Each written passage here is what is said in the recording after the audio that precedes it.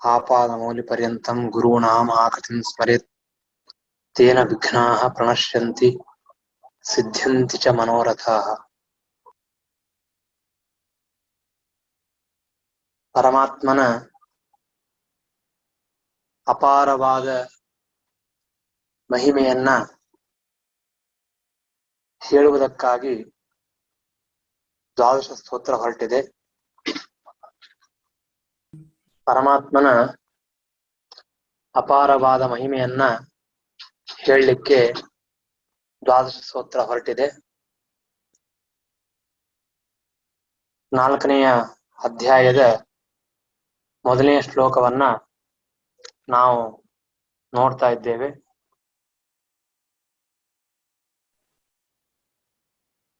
ನಿಜಪೂರ್ಣ ಸುಖಾಮಿತ ಬೋಧ ತನು ಪರಶಕ್ತಿರನಂತ ಗುಣ ಪರಮಃ ಎಂಬುದಾಗಿ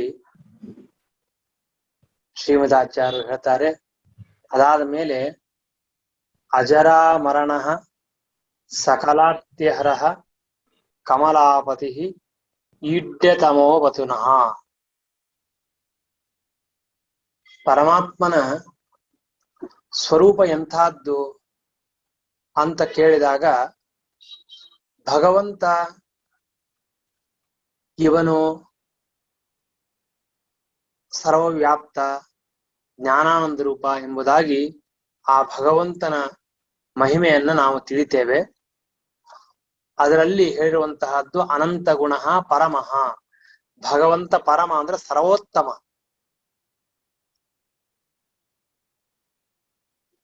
ಎಲ್ಲ ವಸ್ತುಗಳಲ್ಲಿಯೂ ಕೂಡ ಇರುವ ಶಕ್ತಿಯನ್ನು ಪಡೆದಿದ್ದಾನೆ. ಎಲ್ಲದಕ್ಕಿಂತಲೂ ಉತ್ತಮನಾಗಿದ್ದಾನೆ. ಇನ್ನೊಂದು ಅರ್ಥ ಇದೆ, ಪರ ಮಾ ಯಸ್ಯ ಸಹ ಪರಮಃ. ಪರ ಅಂದ್ರೆ ಶ್ರೇಷ್ಠವಾದ, ಮಾ ಅಂದ್ರೆ ಜ್ಞಾನ. ಎಂದೂ ನಾಶವಾಗದೇ ಇರುವಂತಹ ಜ್ಞಾನ ಯಾವ ಭಗವಂತನಿಗಿದೆಯೋ ಅಂತಹ ಪರಮಾತ್ಮನನ್ನ ಪರಮಃ ಎಂಬುದಾಗಿ ಕರೆದಿದ್ದಾರೆ. ಮತ್ತೆ ಆ ಭಗವಂತ ಎಂಥವನು? ಅಜರಾಮರಣಃ. ದೇವರಿಗೆ ಜರ ಇಲ್ಲ, ಮರಣ ಇಲ್ಲ. ಜರ ಎಂಬ ಶಬ್ದಕ್ಕೆ ಅರ್ಥ ಏನು? ಮುಪ್ಪು ಅಂತ ಅರ್ಥ. ದೇಹದಲ್ಲಿ ವಯಸ್ಸಾದ ಮೇಲೆ ಸಹಜವಾಗಿಯೇ ನಾನಾ ವಿಧವಾಗಿರತಕ್ಕಂತಹ ವಿಕಾರಗಳು ಪ್ರಾರಂಭವಾಗ್ತದೆ. ಆ ತರಹದ ವಿಕಾರಗಳಿಂದ ಈ ಜೀವ ತಾನು ನಾನಾ ವಿಧವಾಗಿರತಕ್ಕಂತಹ ದುಃಖವನ್ನ ಪಡಬೇಕಾಗ್ತದೆ.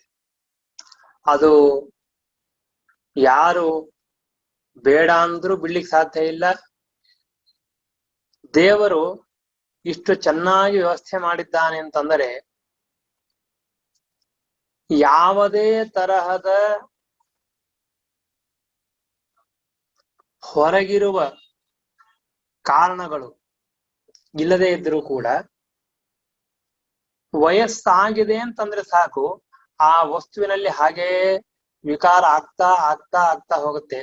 ಎಷ್ಟು ವಿಚಿತ್ರ ಅಂದ್ರೆ ಇಡೀ ಜಗತ್ತಿನಲ್ಲಿ 1 ವರ್ಷದ ಕೂಸು 2 ವರ್ಷ 3 ವರ್ಷ 4 ವರ್ಷ 10 ವರ್ಷ 20 ವರ್ಷ 50 ವರ್ಷ 60 ವರ್ಷ 80 ವರ್ಷ ಅಂದ್ರೆ ಆಯಾ ವಯಸ್ಸಿಗೆ ತಕ್ಕಂತೆ ಆ ಜೀವನ ದೇಹದಲ್ಲಿ ಯಾವ ತರಹದ ಪರಿಣಾಮಗಳಾಗಬೇಕು ಅಂತನ್ನುವುದನ್ನ ಪರಮಾತ್ಮ ತಾನು ಮೊಟ್ಟ ಮೊದಲಿಗೇನೆ ಡಿಸೈನ್ ಮಾಡಿ ಎಲ್ಲ ಜೀವರಿಗೆ ಸಮಾನವಾಗಿ ಕೊಟ್ಟಿದ್ದಾನೆ. ಅವರವರ ಕರ್ಮಗಳು ಬೇರೆ ಬೇರೆ ಇರುತ್ತೆ. ಆದ್ರಿಂದಾಗಿ ಸ್ವಲ್ಪ ಹಿಂದೆ ಮುಂದೆ ವ್ಯತ್ಯಾಸ ಆಗತ್ತೆ. ಕೆಲವರು ಕಪ್ಪಿರ್ತಾರೆ, ಕೆಲವರು ಬೆಳ್ಳಗಿರ್ತಾರೆ, ಕೆಲವರು ಗಿಡ್ಡಗಿರ್ತಾರೆ, ಕೆಲವರು ದಪ್ಪಗಿರ್ತಾರೆ, ಕೆಲವರು ಸೊಟ್ಟಗಿರ್ತಾರೆ, ಕೆಲವರಿಗೆ ಕೂದಲು ಕಪ್ಪು, ಕೆಲವರು ಬಿಳಿ ಕೂದಲು, ಕೆಲವರು ಕೂದಲೇ ಇಲ್ಲ, ಕೆಲವರು ಬಹಳ ಕೂದಲು, ಏನೇನೋ. ಆದ್ರೆ ಸಾಮಾನ್ಯವಾಗಿರತಕ್ಕಂತಹ ಒಂದು ನಿಯಮ ಇದೆಯಲ್ಲ, 1 ವರ್ಷ ಆದ್ರೆ ಹೀಗೆ, 2 ವರ್ಷ ಆದ್ರೆ ನಡೀತದೆ, 3 ವರ್ಷ ಆದ್ರೆ ನಗಿತಾನೆ, 4ನೇ ವರ್ಷಕ್ಕೆ ಈ ತರ, 5 ವರ್ಷ ಆದ್ಮೇಲೆ ಸ್ವಲ್ಪ ಓದ್ಲಿಕ್ಕೆ ಬರುತ್ತೆ, ಅಕ್ಷರಾಭ್ಯಾಸ, ಹೀಗೆ ಆ ಒಂದು ಪ್ರೋಗ್ರೆಸ್ ಏನು ಈ ಜೀವನ ದೇಹದಲ್ಲಿ ಆಗ್ತಾ ಬರ್ತದೆ, ಅದರಲ್ಲಿ ಮಾತ್ರ ಸರ್ವಥಾ ವ್ಯತ್ಯಾಸ ಆಗೋದಿಲ್ಲ. ವ್ಯತ್ಯಾಸ ಆಗೋದಿಲ್ಲ ಶಬ್ದಕ್ಕೆ ಎಲ್ಲಾ ಕಡೆ ಒಂದೇ ಪ್ರೊಸೀಜರು, ಆದರೆ ಕರ್ಮದ ಪ್ರಕಾರ ಹೆಚ್ಚು ಕಡಿಮೆ ಆಗ್ತದೆ. ಈಗ ಪ್ರಶ್ನೆ ಏನು ಅಂತಂದ್ರೆ, ಪರಮಾತ್ಮ ಈ ಜೀವರಿಗೆ ಆ ನಾನಾ ವಿಧವಾಗಿರ್ತಕ್ಕಂತಹ ಕರ್ಮದ ಪ್ರಕಾರ ಜನ್ಮವನ್ನು ಮುಪ್ಪು ಕೊಡ್ತಾನೆ. ಆಮೇಲೆ ಮರಣ, ಆ ದೇಹದಲ್ಲಿ ಶಕ್ತಿ ಕಡಿಮೆ ಆದಂತೆ ಅಂದ ಕೊನೆಗೆ ಮರಣ ಬರುತ್ತೆ. ಸಾಮಾನ್ಯವಾಗಿ ನಮ್ಮ ಮನಸ್ಸಿಗೆ ತರೋದು ಏನು ಅಂತಂದ್ರೆ, ಮನುಷ್ಯರು ನಾವು, ನಮ್ಮ ಎದುರಿಗಿದ್ದವನು ಮನುಷ್ಯ, ಹೀಗಾಗಿ ಆ ಮನುಷ್ಯರನ್ನೇ ನಾವು ಈ ರೀತಿಯಾಗಿ ನೋಡ್ತಾ ನೋಡ್ತಾ ನೋಡ್ತಾ ಹೋಗ್ತೇವೆ ಹೊರತಾಗಿ ಪಶು ಪಕ್ಷಿ ಪ್ರಾಣಿಗಳು ನಮ್ಮ ಕಣ್ಣಿಗೆ ಕಾಣಿಸ್ತವೆ, ಆದ್ರೆ ಅದರ ಬಗ್ಗೆ ನಮಗೆ ಚಿಂತನೆ ಬರೋದಿಲ್ಲ. ಇಲ್ಲಿ ಜರಾಮರಣಗಳು ಮನುಷ್ಯರಿಗೆ ಮಾತ್ರ ಅಂತ ತಿಳ್ಕೊಳ್ಬೇಕಾಗಿಲ್ಲ. ಎಲ್ಲ ವಿಧವಾಗಿರ್ತಕ್ಕಂತಹ ಪಶು ಪಕ್ಷಿ ಪ್ರಾಣಿಗಳಲ್ಲಿಯೂ ಇದೆ. ಆನೆಗೆ ಒಂದು ವಯಸ್ಸಿದೆ, ಒಂಟೆಗೆ ಇದೆ, ಎಲ್ಲಾ ಪ್ರಾಣಿಗಳಿಗೆ.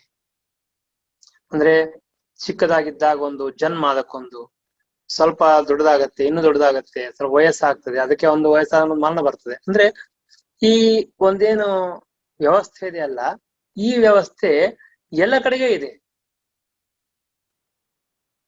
ಆ ದೇಹದಲ್ಲಿ ಆಗತಕ್ಕಂತಹ ವ್ಯತ್ಯಾಸಗಳ ವ್ಯವಸ್ಥೆಯೂ ಎಲ್ಲ ಕಡೆಗಿದೆ. ಇವಾಗ ಒಂದು ಆನೆಯನ್ನು ನೋಡಿದ್ರೆ ಗೊತ್ತಾಗತ್ತೆ. ಚಿಕ್ಕ ಆನೆ ಒಂದಿರ್ತದೆ, ಸ್ವಲ್ಪ ದೊಡ್ಡದಾಗಿರ್ತದೆ, ಅದಕ್ಕಿಂತ ಸ್ವಲ್ಪ ದೊಡ್ಡದಿರ್ತದೆ. ವಯಸ್ಸಾಗಿರ್ತಕ್ಕಂಥ ಆನೆ ನೋಡಿದ್ರೆ ಆ ಮೈ ಚರ್ಮ ಎಲ್ಲ ಕೆಳಗಡೆ ಬಿದ್ದು ಹೋಗಿರತ್ತೆ.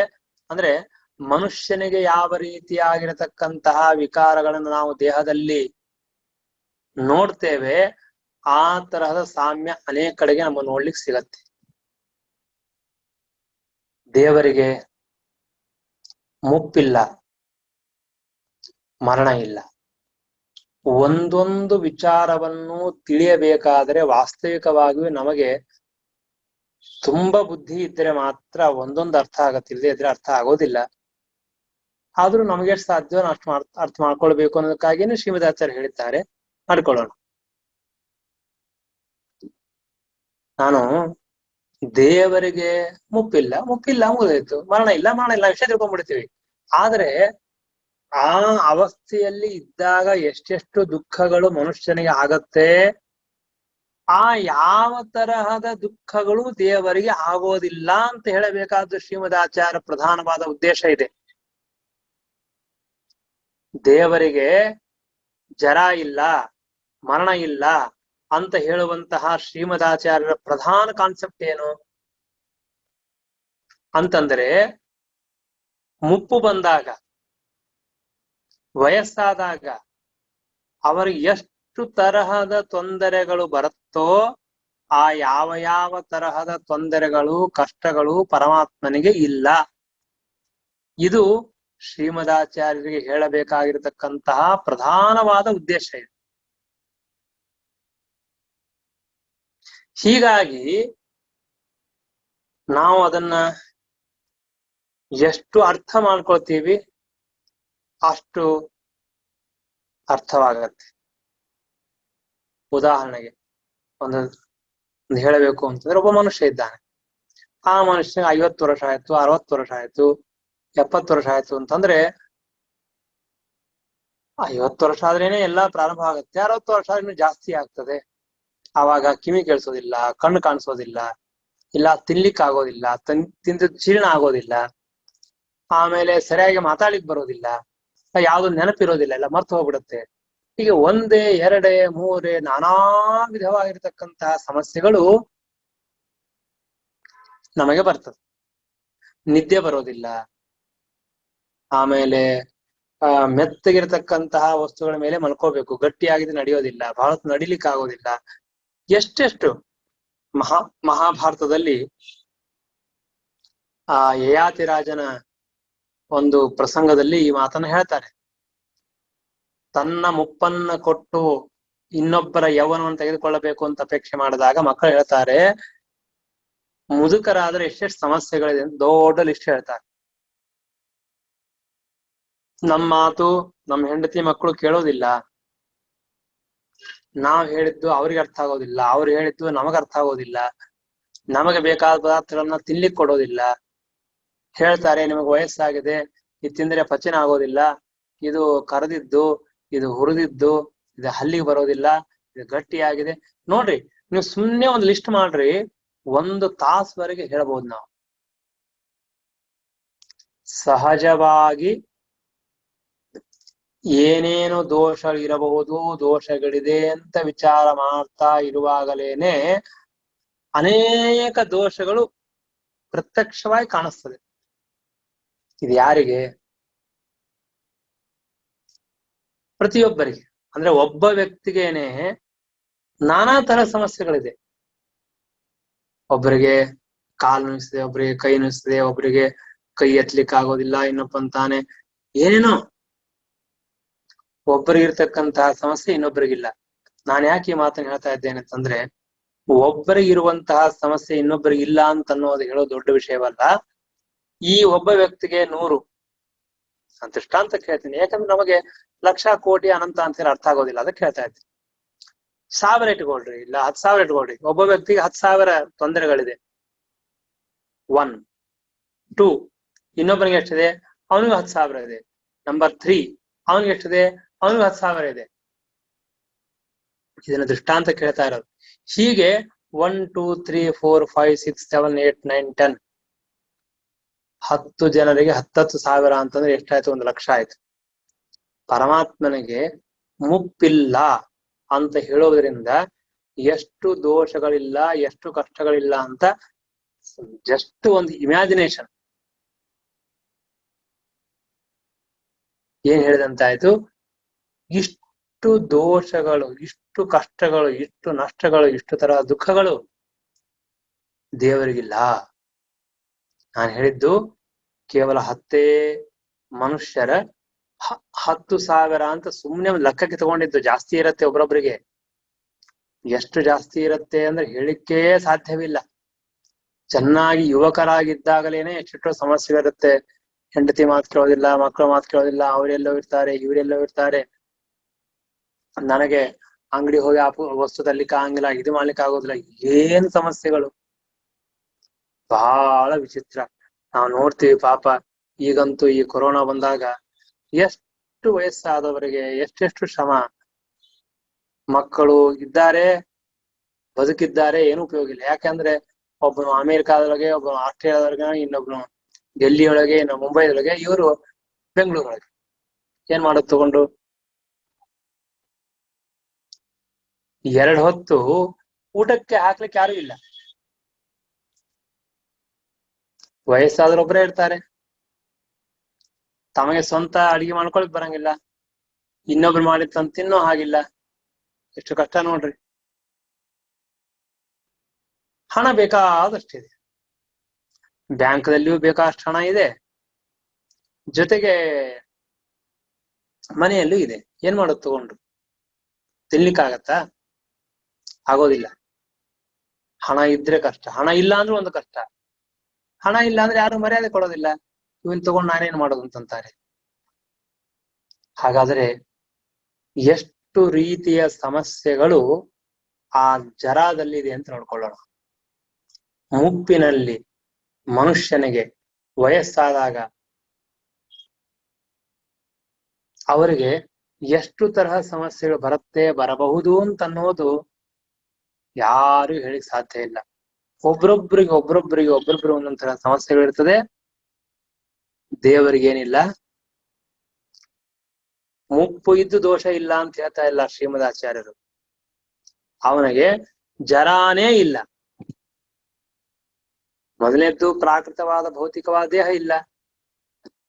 ದೇಹ ಇಲ್ಲ ಅಂದ್ಮೇಲೆ ಆ ದೇಹದ ವಿಕಾರವಾಗಿ ಬರಬಹುರ್ತಕ್ಕಂತಹ ಯಾವ ಒಂದು ಜರ ಇದೆ, ಮುಪ್ಪಿದೆ, ಅದು ಕೂಡ ಇಲ್ಲ.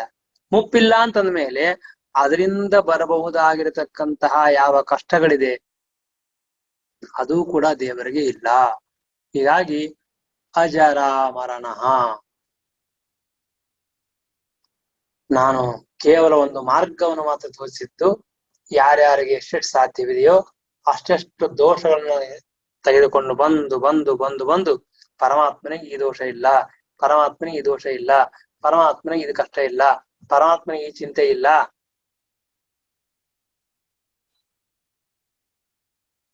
ಅಂತ ಆ ಭಗವಂತನ ಮಹಾತ್ಮ್ಯವನ್ನು ಚಿಂತನೆ ಮಾಡ್ತಾ ಇರುವಾಗ ಈ ಯಾವ ದೋಷಗಳು ಭಗವಂತನಲ್ಲಿ ಇಲ್ಲ ಅಂತ ಅನ್ನೋದನ್ನ ನಾವು ಚಿಂತನೆ ಮಾಡ್ಬೇಕು.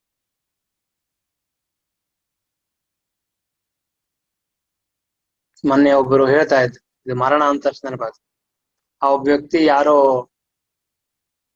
ಎಲ್ಲಾ ಕಡೆ ಹೋಗಿ ಬಂದು ಬೆಳಗ್ಗಿನ ಹೊತ್ತು ಸ್ನಾನ ಮಾಡಿ ತಾನು ಮಾಡಿದ್ದಾರೆ ಒಟ್ಟು ಗೊತ್ತಿಲ್ಲ, ಅಂತೂ ಏನೋ ಒಂದು ಚಹಾನೋ ಕಾಫಿನೋ ಕುಡಿತಾ ಇದ್ದ. ಕುಡಿದು ಕೆಳಗಡೆ ಲೋಟ ಇಟ್ಟ, ಅಲ್ಲೇ ಕೂತಲ್ಲೇ ಕೃಷ್ಣಾರ್ಪಣ ಅಷ್ಟೇ ಮುಗಿದೋಯ್ತು. ಚೇರ್ ಮೇಲೆ ಕೂತನು ಮೇಲೆ ಎಳ್ಳೇ ಇಲ್ಲ. ಅವ್ರು ಹೇಳ್ತಾ ಇದ್ರು ಆರಾಮಾಗಿ ಮರಣವಾಯ್ತು ಅಂತ. ಇರ್ಲಿ, ಅದೇನೇ ಮರಣ, ಅದು ಒಳ್ಳೇದು ಕೆಟ್ಟದ್ದು ಆಮೇಲೆ ಇರ್ಲಿ. ಹಾಗಂದ್ರೆ ಇಷ್ಟು ವಿಚಿತ್ರವಾಗಿದೆ ಅಂತಂದ್ರೆ ಅವನಿಗೆ ಆಗ ಎಷ್ಟು ದುಃಖ ಆಯ್ತೋ ಏನಾಯ್ತೋ, ಯಾಕೆ ಒಮ್ಮೆ ಹೀಗಾಯ್ತು ಯಾರಿಗೂ ಗೊತ್ತಾಗ್ಲಿಲ್ಲ. ಆದ್ರೆ ಅವನು ಈ ದೇಹವನ್ನು ಬಿಟ್ಟು ಹೋಗ್ತಾನೆ. ಜೀವ ಹುಟ್ಟಿ ಬರೋದು, ಜೀವನಿಗೆ ಮರಣ ಆಗೋದು ಎರಡೂ ಕೂಡ ಬಹಳ ಬಹಳ ಬಹಳ ಬಹಳ ದುಃಖಕ್ಕೆ ಕಾರಣ. ನಾನು ಮೊನ್ನೆ ಒಂದ್ ಕಡೆ ಗರುಡ ಪುರಾಣ ಹೇಳುವಾಗ ಈ ಮಾತನ್ನು ಹೇಳಿದೆ. ಮರಣ ಹೊಂದುವಾಗ ಯಾಕೆ ಈ ಮನುಷ್ಯನಿಗೆ ದುಃಖವಾಗ್ತದೆ, ಈ ಜೀವನಿಗೆ ಯಾಕೆ ದುಃಖವಾಗುತ್ತೆ, ಅದಕ್ಕೆ ಕಾರಣ ಏನು ಅಂತಂದ್ರೆ, ಇವಾಗ ನಾವು ಒಂದು ಮನೆಯಲ್ಲಿ ಇದ್ದೇವೆ ಅಂತ ಇಟ್ಕೊಳ್ಳೋಣ. ಅದೇನ್ ನಮ್ ಸ್ವಂತ ಮನೆ ಅಲ್ಲ, ಬಾಡಿಗೆ ಮನೆನೆ. ಬಾಡಿಗೆ ಮನೆಯಲ್ಲಿ 5 ವರ್ಷ 10 ವರ್ಷ 20 ವರ್ಷ ಇದ್ಬಿಟ್ಟಿವಿ ಅಂದ್ರೆ 20-25 ವರ್ಷ ಆದ್ಮೇಲೆ ಅವರು ಬಿಡ್ರಿ ಇದನ್ನ ನಾವು ಹೊಡಿತೀವಿ ಕಟ್ಟಿಸ್ತೀವಿ ಅಂತ ಏನೋ ಮಾಡ್ತೀವಿ, ನೀವು ಹೋಗ್ರಿ ಸಾಕಂತಂದ್ರೆ ನಮ್ಮ ಮನಸ್ಸಿಗೆ ತುಂಬಾ ಬೇಜಾರಾಗತ್ತೆ.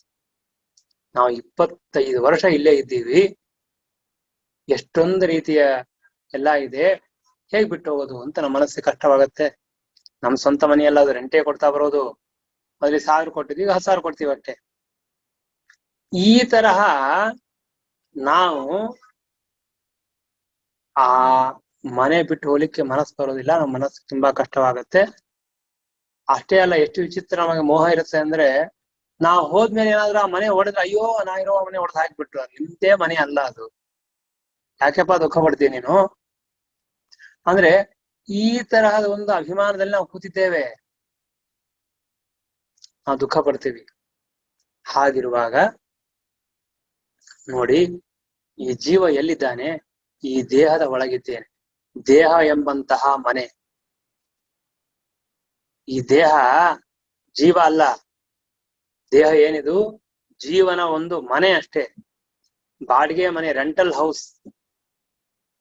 ತಾನೇ ತಾನು ಕರ್ಮ ಮಾಡಿ ತಾನು ಪಡೆದಿರತಕ್ಕಂತಹ ಮನೆ ಇದು. ಕರ್ಮ ಮುಗಿತೋ ಈ ದೇಹ ಬಿಟ್ಟು ಹೋಗಲೇಬೇಕು.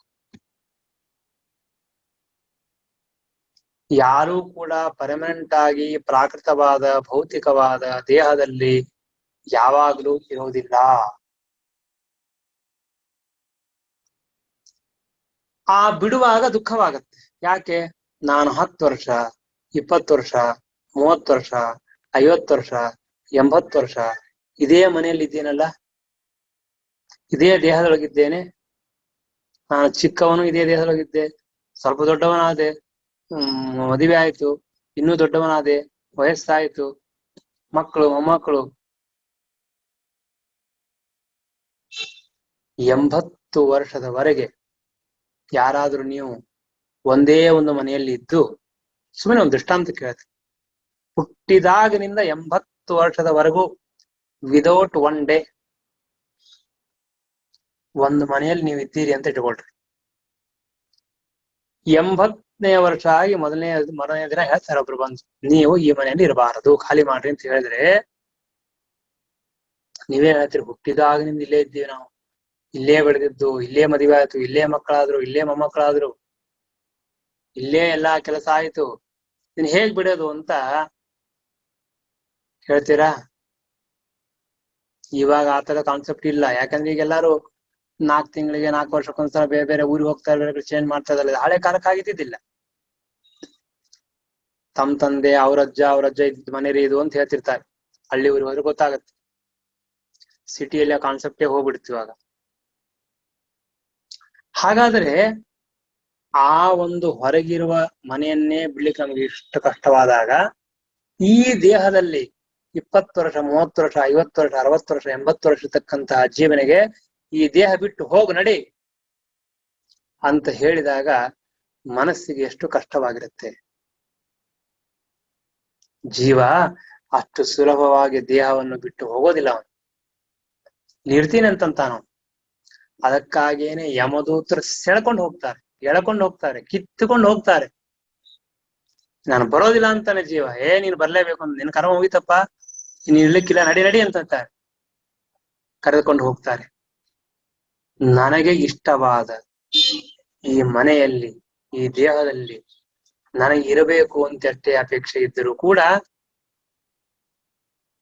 ನಿನ್ನ ಕರ್ಮ ಮುಗಿತು, ಕೆಲಸ ಆಯಿತು, ಇಲ್ಲಿಂದ ಹೊರಡು ಅಂತ ಕಿತ್ತಿ ಜೀವನ ಕರೆದುಕೊಂಡು ಹೋಗ್ತಾರಲ್ಲ, ಆಗ ಈ ಜೀವನ ದುಃಖ ಆಗುತ್ತೆ. ಅಯ್ಯೋ, ನನ್ನ ದೇಹ, ನನ್ನ ಮನೆ, ನನ್ನ ಹೆಂಡತಿ, ನನ್ನ ಮಕ್ಕಳು, ನನ್ನ ಸಂಬಂಧಿಕರು, ವಿಶೇಷವಾಗಿ ಈ ದೇಹ ಬಿಟ್ಟು ಹೋಗ್ತೀನಿ ನಾನು, ತುಂಬಾ ಕಷ್ಟಪಡ್ತಾನೆ, ದುಃಖವಾಗ್ತದೆ.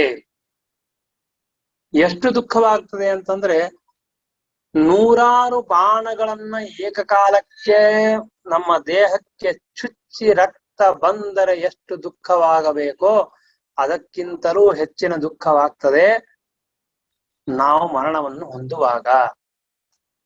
ಸೊ ಆ ಪ್ರೊಸೆಸ್ ಅಥವಾ ಪ್ರೊಸೀಜರ್ ಅಂತ 5 ನಿಮಿಷ ಇರಬಹುದು, 2 ನಿಮಿಷ ಇರಬಹುದು, 1 ನಿಮಿಷ ಇರಬಹುದು, ಒಬ್ಬರೊಬ್ಬರಿಗೆ ಬೇರೆ ಬೇರೆ ತರ ಇರಬಹುದು.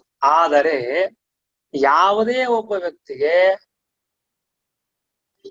ಮರಣ ಆಗ್ತದೆ ಅಂತಂದ್ರೆ ಮಾತ್ರ ತುಂಬಾ ತುಂಬಾ ಕಷ್ಟವಾಗತ್ತೆ, ತುಂಬಾ ದುಃಖವಾಗ್ತದೆ. ಇದು ಯಾವಾಗ? ಒಂದು ಜನ್ಮದ ಮರಣದಲ್ಲಿ ಇಷ್ಟು ದುಃಖವಾಗ್ತದೆ. ನಾವ್ ಅನ್ಕೋಬಹುದು, ಓಹೋ, ಮನುಷ್ಯನಾದಾಗ ಈ ದುಃಖವಾಗುತ್ತೆ, ಪಶು ಪಕ್ಷಿ ಪ್ರಾಣಿಗಳಾದಾಗ ಈಗ ಆಗೋದಿಲ್ಲ ಅಂತ ಸರ್ವತಾ ಆಗಿ ತಿಳ್ಕೊಳ್ಬೇಡಿ. ಪಶು ಪಕ್ಷಿ ಪ್ರಾಣಿಗಳಾದಾಗ್ಲೂ ಇಷ್ಟೇ ದುಃಖವಾಗ್ತದೆ ನನಗೆ. ನಾವು ಒಂದು ಪುರಾಣದಲ್ಲಿ ಕಥೆ ಕೇಳ್ತೀವಲ್ಲ, ಒಬ್ಬ ಮನುಷ್ಯ ತನ್ನ ಗೆಳೆಯನಿಗೆ ಹೇಳ್ತಾನು, ಭವಿಷ್ಯ ಜ್ಞಾನ ಗೊತ್ತಿರತ್ತೆ, ನೋಡು, ನಾನ್ ನೆಕ್ಸ್ಟ್ ಜನ್ಮದಲ್ಲಿ ಒಂದು ವರಾಹ ಹಂದಿಯಾಗಿ ಹುಟ್ಟಿ ಬರ್ತೇನೆ, ಈ ಸ್ಥಳಕ್ಕೆ ಬರ್ತೇನೆ, ನೀನ್ ಸರಿಯಾಗಿ ಬಂದು ಬಾಣ ನಿನ್ನ ಕೊಂದು ಹಾಕ್ತಿರು, ನಾನು ಸತ್ತು ಹೋಗ್ತೇನೆ. ಎಲ್ಲಿ ಹಂದಿ ಆಗೋದು, ಮನುಷ್ಯನಿದ್ದ, ಅದೆಲ್ಲ ಸರಿಯಾಗಿಲ್ಲ ಅಂತ ಹೇಳ್ಬಿಟ್ಟು ಆಯ್ತು ಅಂತ ಪಾಪಿ ಗೆಳೆಯ ಕಾಯ್ತಾ ಇದ್ದ. ಸರಿಯಾಗಿ ಅದೇ ರೀತಿಯಾಗಿ ಬಂದ, ಇನ್ನೇನು ಹೊಡಿಬೇಕು. ಆಗ ಆ ವರಾಹ ಚೆನ್ನಾಗಿ ಅವನು ಭವಿಷ್ಯ ತಿಳ್ಕೊಂಡನು, ಒಳ್ಳೆ ಜ್ಞಾನಿ. ಅವನು ಹೇಳ್ತಾ ಅಂತ, ಹೊಡಿಬೇಡ ಹೊಡಿಬೇಡ ಅಂತ. ಆಶ್ಚರ್ಯವಾಗುತ್ತೆ. ಯಾಕೆ? ಇಲ್ಲ, ಈ ವರಾಹ ಜನ್ಮ ತುಂಬಾ ಚೆನ್ನಾಗಿದೆ ಅಂತ ಹೇಳ್ತಾನೆ. ನೋಡ್ರಿ ಏನ್ ಆಶ್ಚರ್ಯ ಇದೆ. ಹಂದಿಯಾಗಿ ಹುಟ್ಟಿದಾಗಲೂ ಕೂಡ ದೇವರು ಅಲ್ಲೊಂದು ತೃಪ್ತಿ ಕೊಟ್ಟಿದ್ದಾನೆ, ಸಂತೋಷ ಕೊಟ್ಟಿದ್ದಾನೆ, ಅಲ್ಲೊಂದು ವಿಚಿತ್ರವಾಗಿರತಕ್ಕಂತಹ ಸೌಖ್ಯವನ್ನು ಕೊಟ್ಟಿದ್ದಾನೆ. ನಮ್ಮ ಗುರುಗಳ ಮಾತನ್ನು ಹೇಳ್ತಾ ಇದ್ರು ಮೊನ್ನೆ, ದೇವರ ವಿಚಿತ್ರವಾದ ಲೀಲೆ ಏನಂದ್ರೆ, ಎಲ್ಲಾ ಕಡೆಗೂ ತೃಪ್ತಿ ಕೊಟ್ಟಿದ್ದಾನೆ, ಎಲ್ಲಾ ಕಡೆಗೂ ಸಂತೋಷ ಕೊಟ್ಟಿದ್ದಾನೆ, ಎಲ್ಲಾ ಕಡೆಗೂ ಆನಂದ ಕೊಟ್ಟಿದ್ದಾನೆ. ತನ್ನದೇ ಆಗಿರತಕ್ಕಂತಹ ಜೀವನಕ್ಕೆ, ಮನುಷ್ಯನಿಗೆ, ಪಶು ಪಕ್ಷಿ ಪ್ರಾಣಿಗಳಿಗೆ ಒಂದು ನೆಮ್ಮದಿ ಇದೆ, ಒಂದು ಸಂತೋಷ, ಒಂದು ತೃಪ್ತಿ ಇದೆ. ಇಲ್ಲೇ ಇದ್ರೆ ಯಾರು ಬದುಕಲಿಕ್ಕೆ ಸಾಧ್ಯ? ಹಾನಿಯಾದ ಪ್ರಾಣಿ ಹಾನಿಯೇ ಚೆನ್ನಾಗಿದೆ ಅಂತ ಹೇಳ್ತದೆ, ಆಕಳು ಹೇಳ್ತದೆ ನಾನ್ ಚೆನ್ನಾಗಿದ್ದೇನೆ ಅಂತ ಹೇಳ್ತದೆ, ನಾಯಿ ಹೇಳ್ತದೆ ನಾನ್ ಚೆನ್ನಾಗಿದ್ದೇನೆ ಅಂತ ಹೇಳ್ತದೆ. ಹಾಗಾದ್ರೆ ಮನುಷ್ಯನು ಅದೇ ಕಡೆಗಳಲ್ಲಿ ಬರ್ತಾನೆ, ನಾನ್ ಚೆನ್ನಾಗಿದ್ದೇನೆ, ನಾಗೇನ್ ತಪ್ಪು, ಈ ದೇಹ ಚೆನ್ನಾಗಿದೆ ಅಂತ ವಿಚಾರ ಮಾಡ್ತಾನೆ. ಹೀಗಾಗಿ ಒಟ್ಟಾರೆ ನೋಡಿದ್ರೆ ಎಲ್ಲ ಪಶು ಪಕ್ಷಿ ಪ್ರಾಣಿ ಮನುಷ್ಯ ಯಾರೇ ತೆಗೆದುಕೊಳ್ಳಿ, ಆ ದೇಹದ ಮೇಲೆ ಅಭಿಮಾನ ಇದೆ. ಆ ದೇಹವನ್ನು ಸುಲಭವಾಗಿ ಬಿಟ್ಟು ಹೋಗ್ಲಿಕ್ಕೆ ಸಾಧ್ಯ ಇಲ್ಲ. ಆದ್ರೆ ಬಿಟ್ಟು ಹೋಗ್ಬೇಕು ಅಂತಾದ್ರೆ ತುಂಬಾ ಮನಸ್ಸಿಗೆ ಕಷ್ಟವಾಗತ್ತೆ. ಇದು ಒಂದು ದೇಹವನ್ನು ಬಿಡುವಾಗ ಎಷ್ಟು ಕಷ್ಟವಾಗತ್ತೆ ಅಂತಂದ್ರೆ, ನಾವು ಎಷ್ಟು ಸಲ ಹುಟ್ಟಿದ್ದೀವಿ, ಎಷ್ಟು ಸಲ ಮರಣ ನಮಗೆ ಬರುತ್ತೆ, ಎಷ್ಟು ದುಃಖ ಇದೆ, ಈ ಯಾವ ದುಃಖಗಳು ದೇವರಿಗಿಲ್ಲ ನೋಡಿ. ಲೆಕ್ಕ ಹಾಕ್ರಿ, ಇನ್ಫಿನಿಟ್ ಆಗತ್ತೆ. ಅಂದ್ರೆ ನಮಗೆ ಈ ಒಂದು ದೇಹ, ಎರಡನೇ ದೇಹ, ಮೂರನೇ ದೇಹ, ನಾಲ್ಕನೇ ದೇಹ, ಒಬ್ಬ ಜೀವನಿಗೆ 10, 20 ಲಕ್ಷ ಕೋಟಿ ಅನಂತ ದೇಹಗಳಿದೆ, ಅನಂತ ಮರಣಗಳಿದೆ. ಒಬ್ಬನೇ ಜೀವನಿಗೆ ಆ ದುಃಖ ದೇವರಿಗಿಲ್ಲ. ಎರಡನೇ ಜೀವ, ಅವನೇ ಅನಂತ ದೇಹ, ಅನಂತ ಮರಣ, ದೇವರಿಗೆ ಆ ದುಃಖ ಇಲ್ಲ. ಮೂರನೇ ಜೀವ, ಅವನಿಗೆ ಅನಂತ ಜನ್ಮ, ಅನಂತ ಮರಣ, ದೇವರಿಗೆ ಆ ದುಃಖ ಇಲ್ಲ. ಅನಂತ ಜೀವರಾಶಿಗಳಿಗೆ ಜನ್ಮ ಮರಣಗಳಿದೆ.